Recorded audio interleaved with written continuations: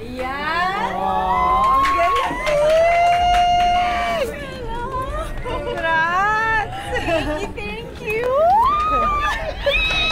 Maraming salamat. Finally, magbabagong buhay na ako. From showgirl to barista girl. Thank you for coming. Congrats, Mare. Thank you, ate. Congrats. Happy graduation, Mar. Yeah.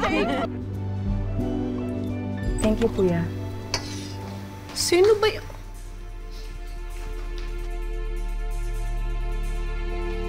Oh, Jenna! Oh! I'm inspecting my Diyan ka lang. property. Ididimanda kita, trespassing ka. Ini-inspect ko lang po yung pamamahay ko. Wag ka nga pumasagan, diyan ka na nga lang eh! Diyos ko, tita, pumunta ako dito para malaman na nag-deteriorate na yung property ko. Diyos ko, kagaya lang ng mga namamalaging peste dito, mga patapon. Patapon! Eto, patapon.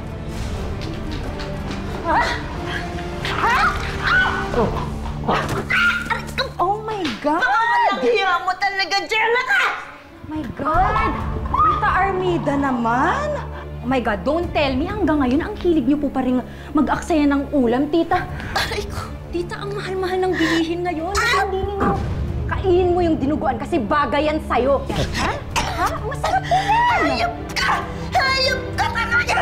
Mas hayop ka. Mas hayop kayo. Ha? Anong pakiramdam ng ninungon ko? Ang nguso niyo na parang basahan, ha? Tama na! Hindi man lang kayo naawa nung ginawa niyo sa amin to ni Ate Mabel? Kainin mo yung dinuguan kasi yan yung bagay sa'yo. Napakaitim ng budhi ninyo! Hayop ka! Basta pagbalik po namin, kailangan wala na po kayo next week ng salot ninyong anak. Happy cleaning! Kuya, tara na. Oh, good. Jenna! Oh, ang isang may-ari pa ng bahay na to. Maawa ka naman sa amin. Wala kaming malilipatan ni Mama. Oh, anong gagawin ko?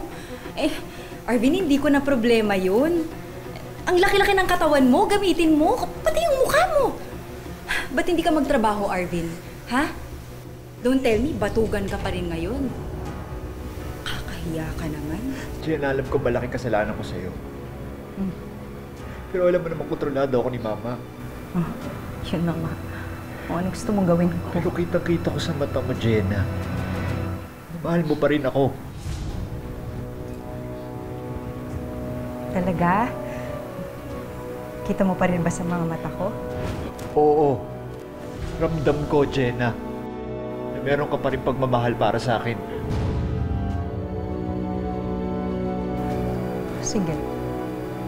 Bukas magkita tayo sa Allure Nightclub. 9 a.m. Sige na, Arvin. 9 a.m. Kuya, thank you.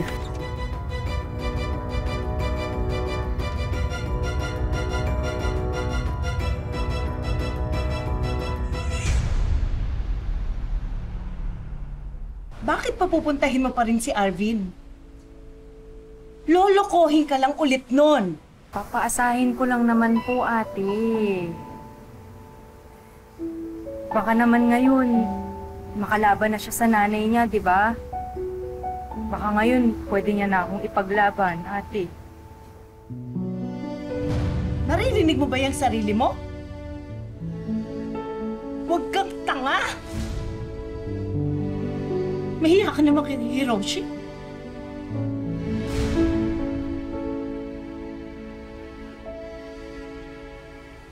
Ate,